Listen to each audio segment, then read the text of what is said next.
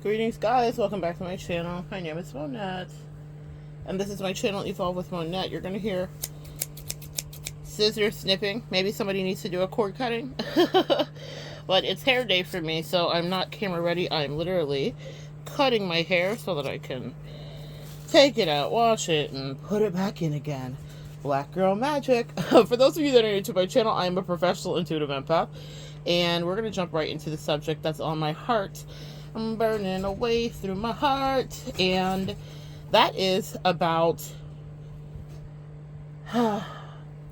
it's a reflection on something that happened in my life where I had a friendship and I watched the person not be able to choose. I watched the person not be able to choose for themselves their destiny or their path. I watched how they were easily influenced by the people around them. Now, here's the truth, guys. We're all influenced by the people around us, okay? That's why you have to be so careful about who you let around. But at a certain point in your life, you need to be adult enough to make your own decisions.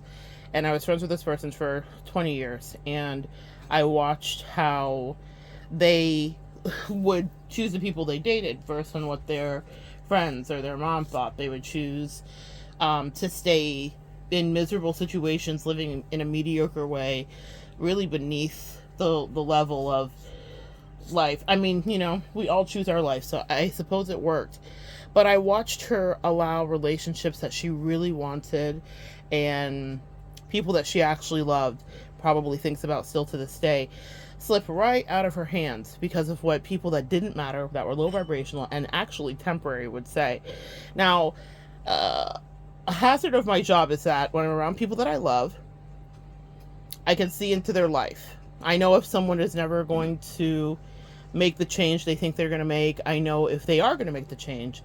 I know when people are serious about starting new, creating new connections, relationships, leaving toxic ones, whatever, right? But I can't always give the answer to the question.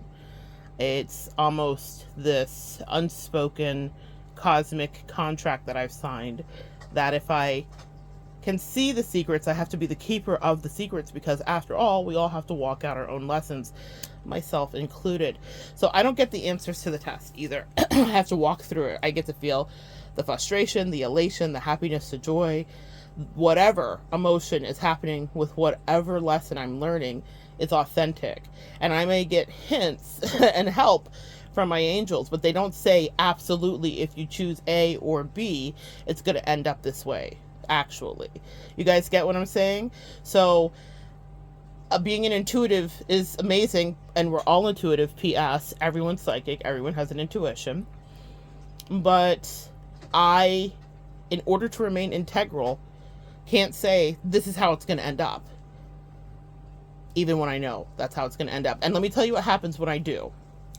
Usually they'll go full steam ahead at that point, disregard me as some crazy heretic or lunatic prophet lost out in the desert of the Matrix, and they'll do exactly what they were going to do anyway. It's very much the butterfly effect.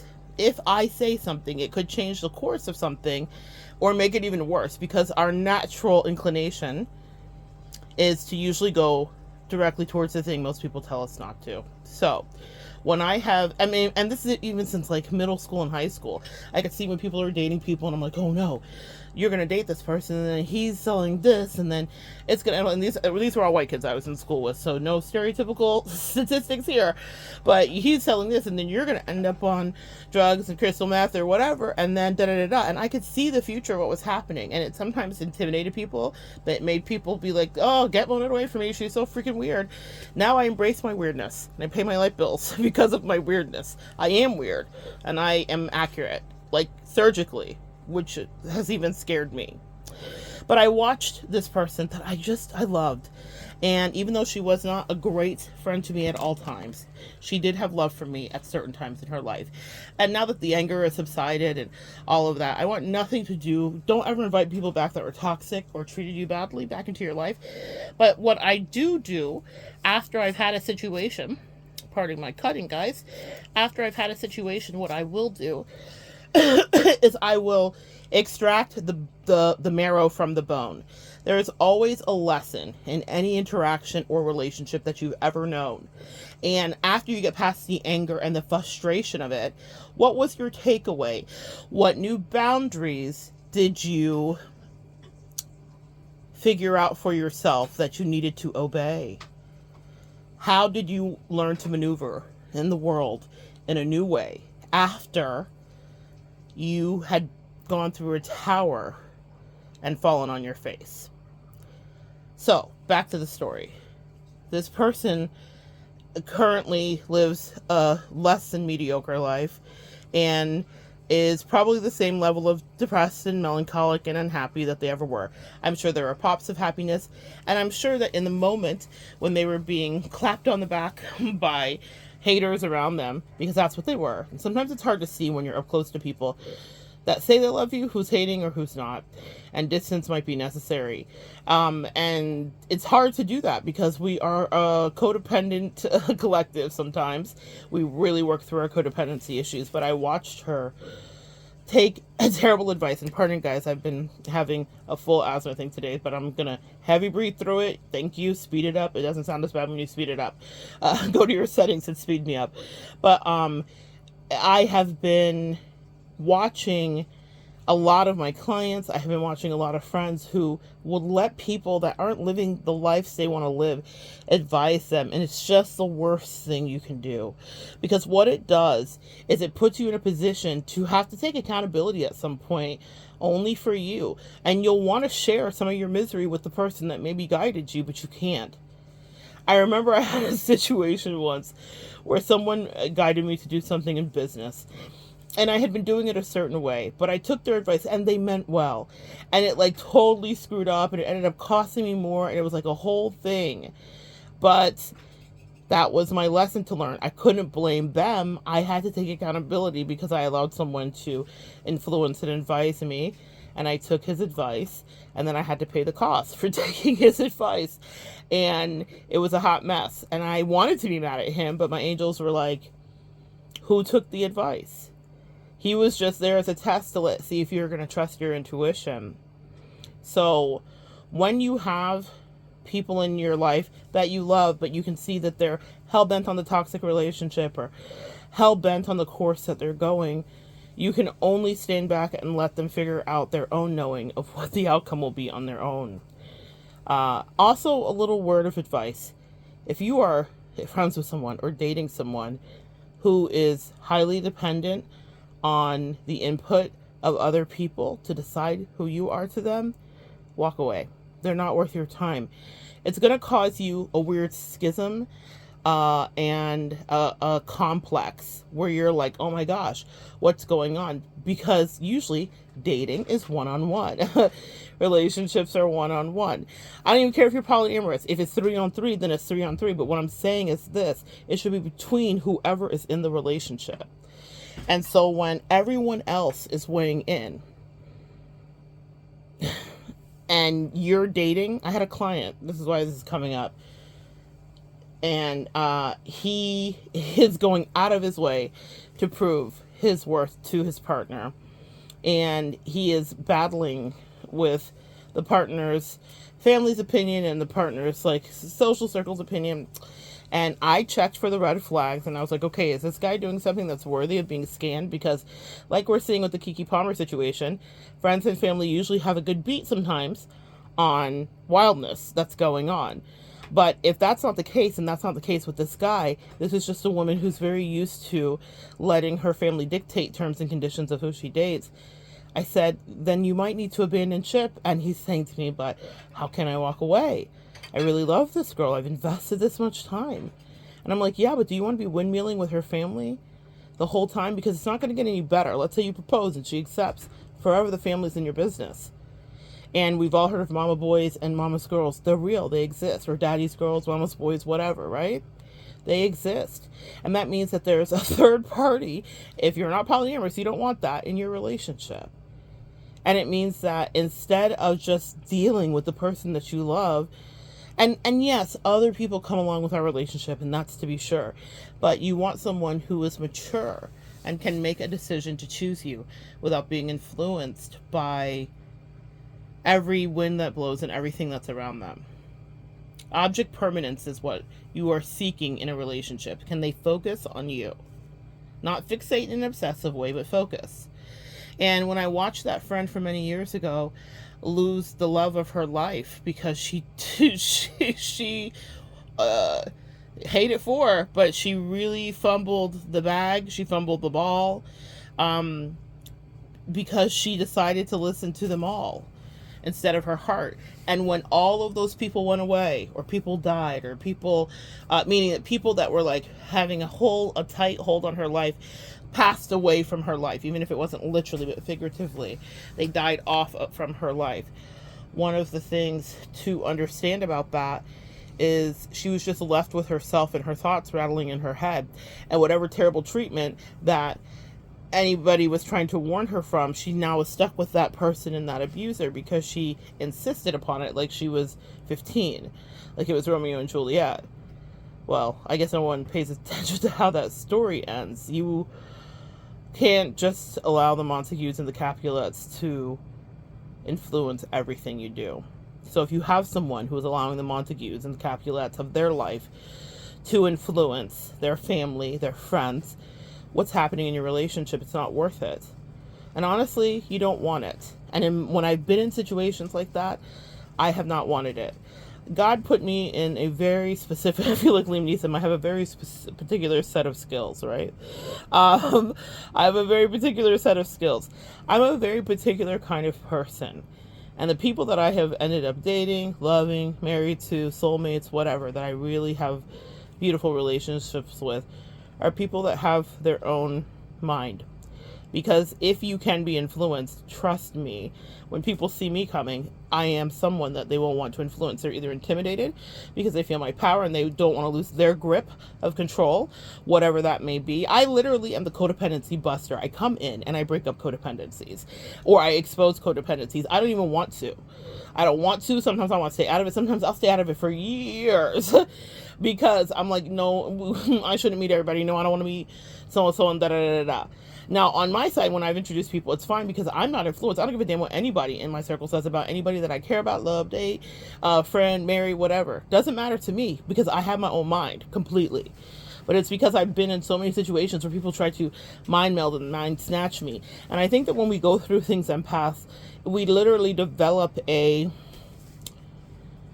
wall and an exoskeleton to be able to repel all of the naysayers and the influences. So I'm never worried about that. No one that's ever around me, new or not, needs to worry about that because I know exactly how to hold position for any situation, business opportunity, person, soulmate that I'm interested in. It doesn't matter to me what anybody thinks. Not anybody. If I have a new soulmate and it doesn't matter. Like, if my husband's like raising an eyebrow, I'm like, well, let me figure out if I like this person or not first. I am not influenced. And I'll tell you something too. You have to have that backbone because people will try to definitely influence you.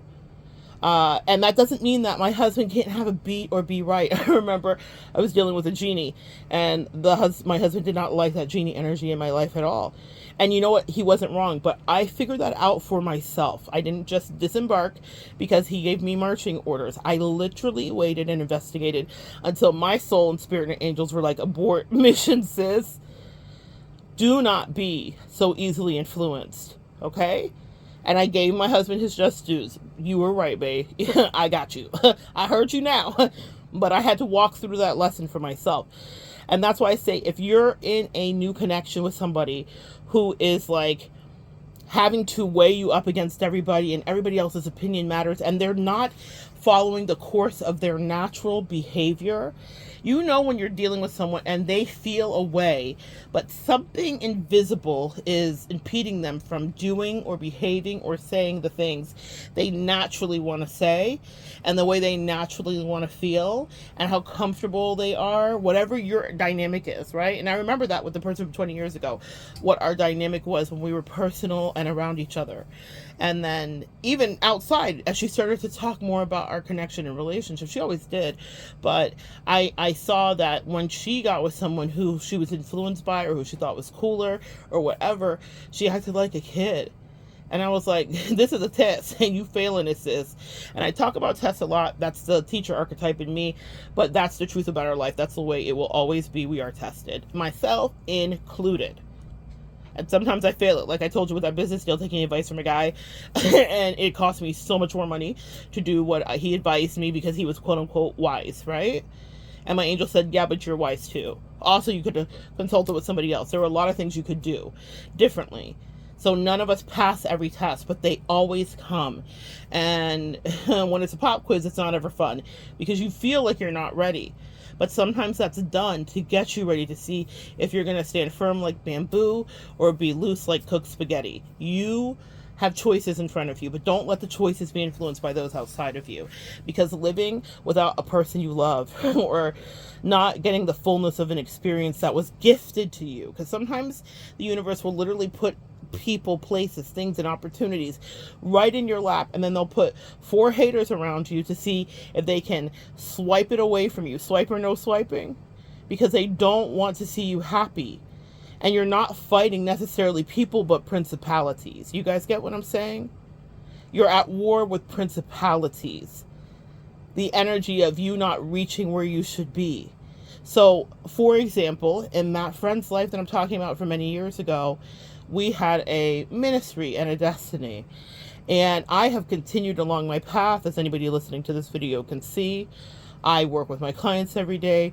I do the work that is given to me and gifted to me, and I'm grateful. But she had incredible gifts too. And out of the bitterness of the tower, I can say that that is true, or I would not have been attracted to her. I would not have connected with her. We would not have been put on our path together. But she forfeited it. You know, you hear a lot of readers talk about they turned karmic. What that means is that if you have a soulmate assignment and then you willingly betray a soulmate, you actively know that you're being mischievous, you're lying, you're being duplicitous. You know it. Not everyone knows the inside of your brain, but you know it. It doesn't matter if the other soulmate ever hears that you betrayed them from your mouth, or ever knows or can prove or catch, quote unquote, you in the lie or catch you red-handed. You will karmically pay for that later. Because if you are a spiritual being and you were gifted with a spiritual being, that's a great responsibility. And you will be tested to see if you really deserve it. And in my case, with that situation, the test came for her this way. They made me look bummy to her, which I thought I was actually doing pretty good. I was like, damn, was it that bad? But for whatever reason, I was not, at some point right towards the end, her cup of tea, and she was really looking down on me, and weird things were happening in my life. Now that's toxic karma that's you are attracting from somebody else. But my angel said, we hid you in plain sight. Some of you guys are hidden in plain sight because they knew they were about to skyrocket me into the night, into the most amazing trajectory of career and cosmic flight I've ever had in my life. They wanted her to look at me like I was impoverished. Very much. I have channels or videos up here, Beauty and the Beast, but not about Beauty and the Beast, the high priestess at the door that literally puts the curse on the castle. And it's because, and it's an it's a metaphor that's used throughout the Bible. Are you kind to the beggar? Because the beggar could be an angel cloaked in tattered clothes. It's not just about lore and fairy tales. It is about human allegory and the way that we win or fail. Be kind, because people see you coming and they may think a thing of you. And in my life, in my body, I've been enrobed in a body, in a skin color, in this incarnation, at this season of my life, in this time, on this planet, where it was very easy to overlook me or the work that I would be called to do, to shun it and to say that it was evil, or to say that I was the danger when I was probably the most docile to a lot of people. In some respects, it doesn't mean I was perfect, but what it means is that I wasn't there to break necks. It's funny, the people that they trusted, that it was easy, they were like, oh, they're like me. Those were actually people filled with duplicity. Be kind to people that you think are beneath you.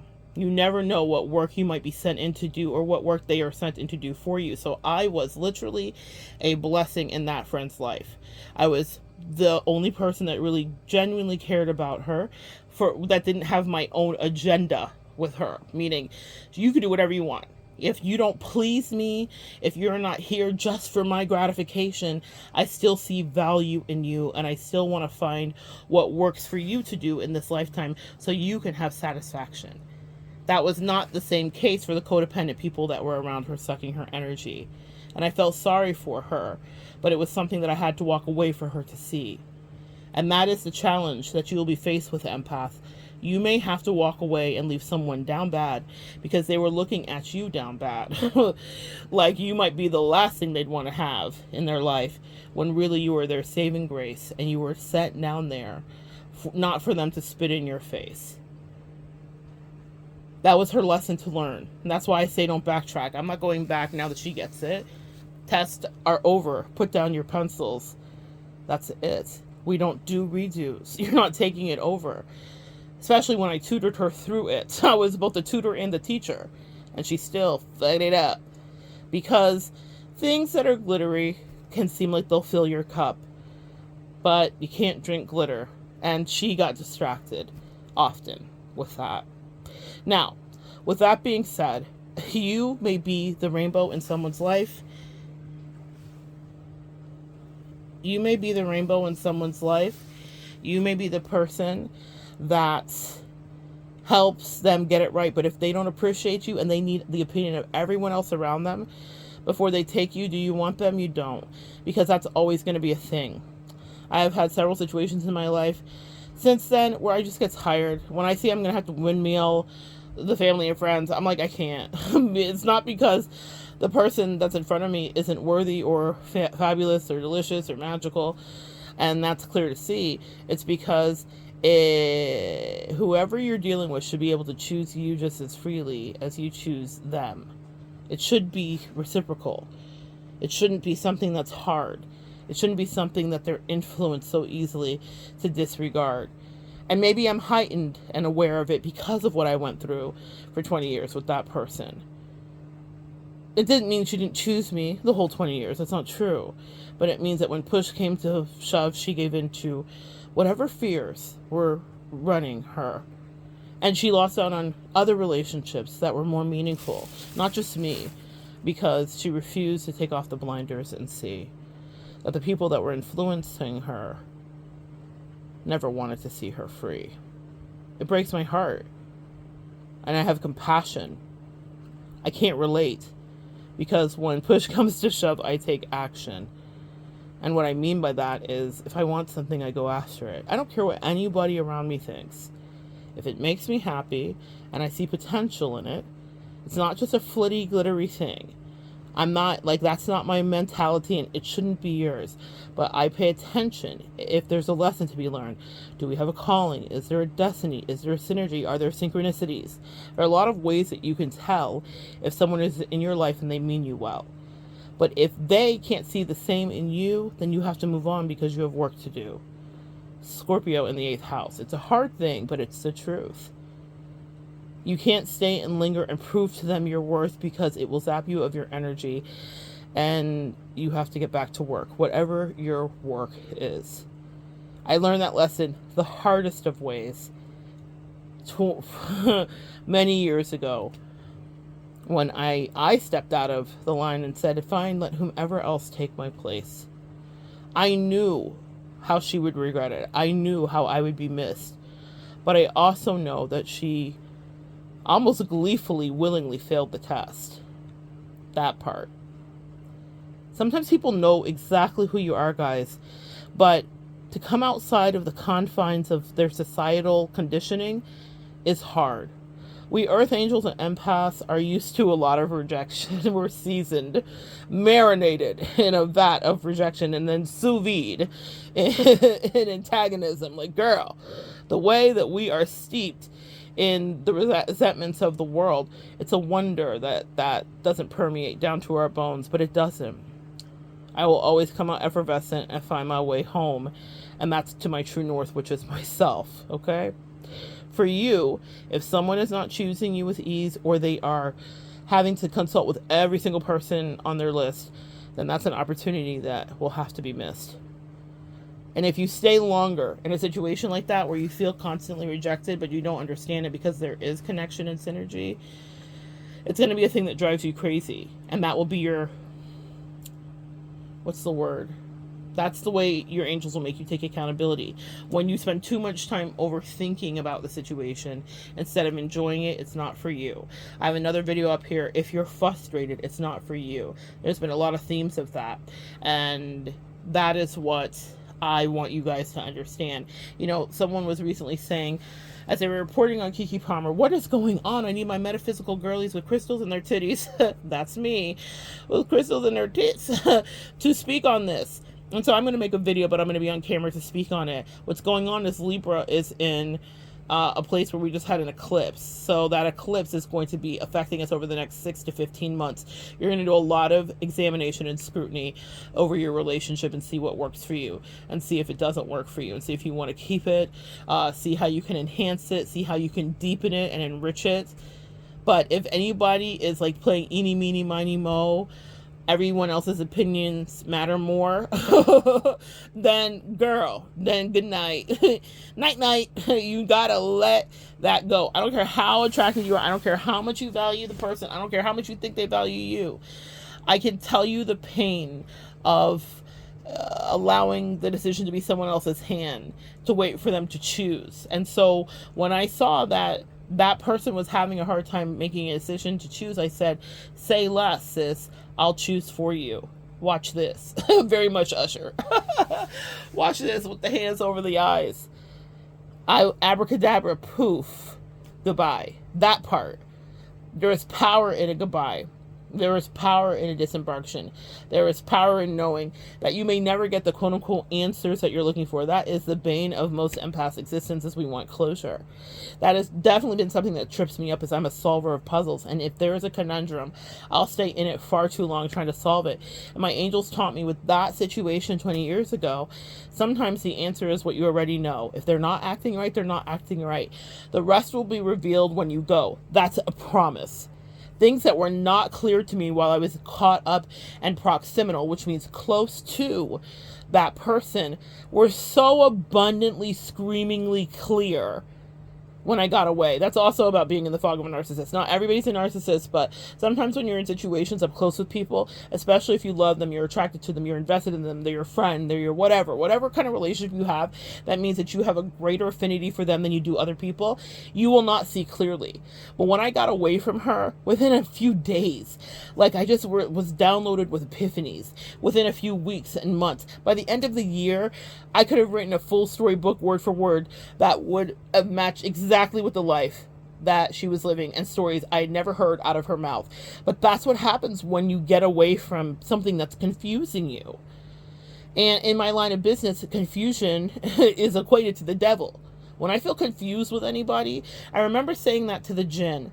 I had a jinn in my life who was very tricky. Jinns are incredibly tricky. All of these archetypes have their own magic and illusion and allure, right? I would say my favorite are fairies. I'm more tolerable of fairies. I don't know if I can tolerate fairies more, even though I know they be mischievous AF and tricky, but I don't know what it is. That's just, that's my jam. I love a fairy. But what I will tell you is that with the jinn, it was very love-hate. It wasn't even like, I just love them and I get it and I'll understand and I'll work through it. It was like immediately yes or no. It was so strong. Very strong attraction and love bombing. When they were love bombing me, very strong rejection of that immediately. And one of the things that I realized in that situation is that, I don't know what I was going to say. I lost my train of thought. But it was something about a jinn and how tricky jinns are. Maybe I'll get back to it. In any case, maybe I'll work my way back to it. But what I will finish with is this, unless the jinn thing comes back up. Tricky.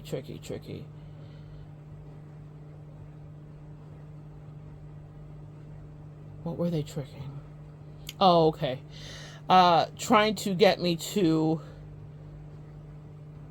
believe what they were selling, and they were trying to isolate and do other things. Other people around me had opinions too. Like I said, my husband, my bestie, they had opinions of what I was dealing with, but it wasn't until I saw their tricks and dealt with it that I made my own decision. So I had people around me, just like everybody does. Everybody has people around them that loves them and cares about them and really has their best interest at heart.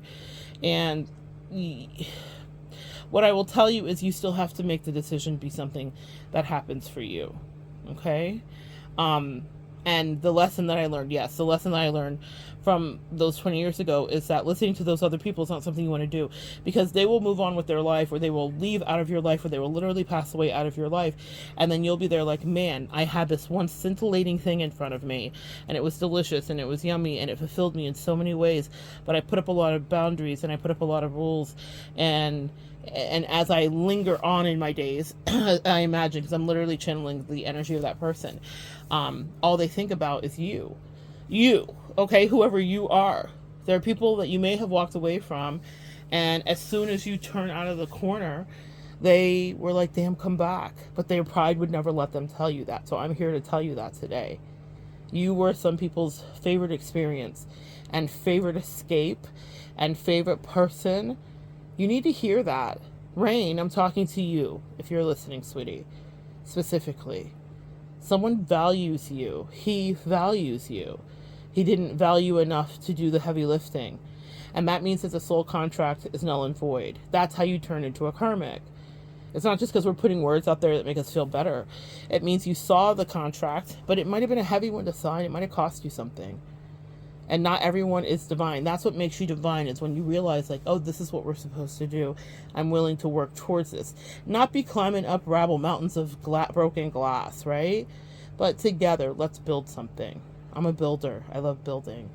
But it's not always easy to do, even if you give the blueprint out to whomever is before you, because their soul has to sign the contract, and they will have to battle their own battle with people around them to get to whatever it is that you are supposed to do.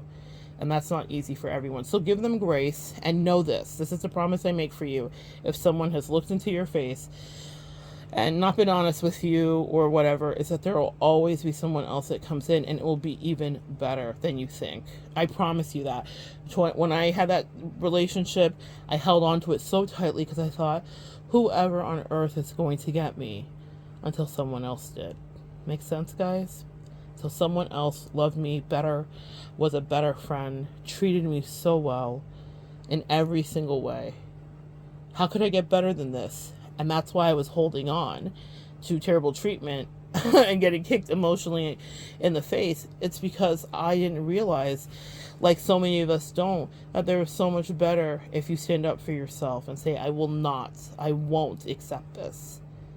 This does not feel good. This does not feel validating. This does not make me feel safe. This makes me feel like you think you're doing me a favor, and I'm just holding space for something you hope comes along that's better. The greatest lesson that some of the people in your life that have shunned you will ever learn is that you were the best thing they have ever had and may ever have. And they will always and forever want you back. That part. But in your absence is where they will see the crushing truth of that reality. A lot of us affect people in different ways. You know, I have a fairy friend who I've never seen get a better reaction from people karmically. I needed to meet her specifically to learn this lesson from observing her. She has people come back and they apologize to her when they have wronged her. I've never seen a higher ratio of physical actual apologies in the time frame that I've known her. You know, and so it is so interesting. But that's her energy. She has a lot of Scorpio in her chart that deals with death, endings, and transformation. So she removes herself gracefully, and then the people come back and they offer apologies. In my life, and I want you to identify this, it may be a separate video I make, but in my life, the way that I karmically affect people is if they don't treat me well, I will do my best. Also a graceful dismount or clear words. That's one thing I'm fantastic at, is I will cuss you out if I need to and really clearly move on. I always let people know what the truth was of the situation, even if they want to tell me I'm wrong. And so with the Jinn, for example, I used the clearest of words and let her know which bridge to jump off of and to release me and let me go. And she didn't want to. She fought ardently not to and was incredibly toxic and stalked me and did other things that were really uncomfortable and unfortunate. Because people, our energy is delicious, y'all. And sometimes people don't like for you to let them go, and they don't accept that. And, you know, people romanticize that, like, oh, I have a stalker. That shit's not cute at all, and it is life-ruining, and it is unnerving and unsettling. It's really, really unsettling. In any case, I say clear words, but here's how I karmically affect people, unlike my fairy friend who causes people to kind of go deep and come back and apologize to them. So she gets actual physical apologies. I'm a real cut off kind of big. I'm a real cut off kind of, that's it. Thank you. Once I decide, it takes me a while because I'm an empath, so, you know, guys, we'll go back and forth. And so once I decide, and my Mars is in Libra, so what that means is that it's not well affected there, okay? In Vedic astrology, they would say it's afflicted. I have an afflicted Mars in Libra because Libra is all about peace and justice and diplomacy. So the way that I get angry is very different. If I feel like someone's not being fair to me, if they're lying to me unnecessarily, or if they're steeped in any level of duplicity, and I maybe have seen it right from the beginning, and then I override it because life, benefit of the doubt, attraction, you know, whatever. When I get to the point of anger with them, the cutoff game is so strong because it's so very like, justice has been served. That Libra energy just leaps out of me like, oh, absolutely not. So I don't ever want a physical apology from people. I don't want them to come back and spin the block and be like, I love you. Though I see that there's merit in the way that my fairy friend does manifest that for herself. She doesn't manifest it per se, but it happens for her because she affects people that way. That's just, we all have a different effect on people. In my case, and maybe you need to identify this about yourself, and maybe I'm even saying for some of you this may be the truth, is when people are dishonest and they actually want the connection with me, or they know they should have treated me better, or they knew I deserved a more clear truth, and whatever the case may be, what happens is I just walk out of their life, and then their karma is the longing for the reconnection with me. And I'm aware of it because I'm psychic. So it's not like I don't know. I just cut cords. Remember how we started with the snipping of the scissors? I cut cords and I let them go. I know that it aches for them. I know that it sucks and it hurts, because anything that we feel on the front end, they will feel on the back end, but it will be worse. And I'm not wishing it. I'm not willing it. I'm not decreeing it. I'm telling you, it's just a fact. It's a karmic, cosmic fact. So what happens is when people take me for granted and they're like, I was just looking for a little bit better, then my angels say less, because we put you a whole earth angel that would have been a catalyst of a life changer. That's specifically I was from that friend of many years ago. And the karma isn't that she has to come back and say a physical I'm sorry to me, though she did at the beginning. And I will never forget, some of you guys have heard me talk about it. She said, I got the karma you wished for me. And I said, no, mama, I never wish you karma. That's not what I do. Because I knew that the absence of me would be the karma for you. I'm never going to wish you karma. Me being gone is your karma. You having a discerning, insightful, empathetic friend that happens to be psychic on her as her day job, that's your karma. You forfeited that. So now you can wade through the forest of fogginess and treacherous people and snakes like you, because that's what you seem like you wanted to do. So the universe said, oh, we'll give you more of that. But this is not where Monette's going to linger, and it's not where a lot of you empaths should linger either. Your karmic effect is when you remove yourself. If you're in someone's life still and you're like, how come they don't understand? It's because you're still there, shielding them. Whether you think you are or not, we are shields. And so our energy protects people from feeling the fullness of their consequences. That person that was betrayous to me and horrible and whatever, right? And was operating with duplicity and all that stuff, she thought it was all fun and games. It was shits and gigs. You know that podcast with those two fine men? It was all shits and gigs. She thought it was hilarious until I was out of there fully. And then she was like, I got the karma you wish for me. I was like, homie, you think that a few minutes and days is your karma? We're talking about sentences, because that's how my Mars in Libra works. So we're talking about 10 years. We're talking about time. We're talking about energy, because you sucked the life and got me off my path, and there were a lot of people that I could have been helping while I was discerning your bullshit and your subterfuge. So when people do things like that to you, understand that their karmic retribution comes when you remove yourself completely. And the same for the fairy friend.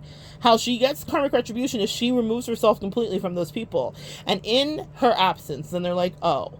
But her program is different, where they're like, we got to come back and tell you so. They got to come back and say words to her as to why they're sorry, and they see the error of their ways. I shut that shit down. For me, I don't need it. I don't need it. And I'm not saying that she needs it. That's just her karmic programming, is that she is, I think, actually very lucky, because I think a lot of people do need that closure because of the things that have happened in my life. Girl, I hung out this icebox.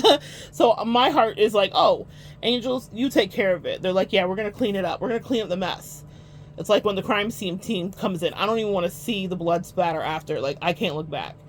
I don't even want to know what happened to you when I left. I don't care at all. Not even a little bit. So that's not just a survival for me. That is my karmic retribution in its own way, is that I am not supposed to see. That's not how my chart is set up. That's not how my life is set up. And for some of you, you are karma in that way. You know, Taylor Swift has that song, Karma is a cat in my lap on the weekend. She's talking about all the beautiful things in her life that karma is. And that's what karma is for some of us that really tried to fill up other people's cup. You don't sit there to exact it and watch it. When I have clients call me and say, what's going on? And is it horrible yet? And are they dying yet? I know that you're not healed. It doesn't mean I'm not going to work with you. It means sometimes we can fixate unhealthily. And I don't have that chip, fortunately, of like, oh, are they dead yet? No. I'm the way that actually, the thing that's unfortunate for me is that I feel that not only are they not dead, they miss me. And that's annoying psychically. I hate feeling the connection to past people, because it's like, you don't even deserve to have me feel nothing for you if you made conscientious, concerted efforts to ignore me while I was in front of you. Okay? That part. Anyway, guys, if someone can't choose you and they need everyone else's opinion, you're never going to be satisfied or stable or safe. That's a big word for me when I start seeing someone, is safe. Are my clients safe with me? Is my soulmate safe with me? Is my bestie safe with me? Are my life partners safe with me? Are my family safe with me? If I cannot provide safety, then it's not a relationship I should invest in. And if I can't extract safety from the person that I invest into, then do I need to continue to be with him? If I always feel uncertain and on shaky ground, then that's not a person that you need around. And if that person that you always feel on shaky ground with is causing the ground to shake because they're asking their mom and their sis and their doctor and their friend, then you're never going to feel at peace with them ever in your life again. You have to understand that. It doesn't mean people can't give opinions. Like we said, some people have valid insights into Basura people in our life. But it means that you need to find the connection for you, where someone is looking you right in the eyes and there's this adult shit that's happening and they're sure of it. Because at the end of the day, it's just you two, hopefully.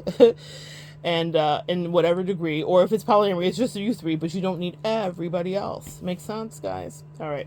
So good sharing energy with you. Stop trying to convince someone in your life that you are worthy of their attention. If they don't know it and they don't see it, then time will show them when you release it exactly what it was or exactly what it wasn't. Sometimes people have a right assessment. Maybe they are supposed to walk away. Maybe it is not a relationship that either of you are supposed to indulge in on any given day or night. But that should be a decision that is made between you two. And if someone else is leaving it up to the community and the tribe, then that might not be a relationship you want to invest into. Because eventually you will be the Romeo that dies. All right, guys, so good sharing energy with you. Come back and join me next time. We'll continue to evolve together.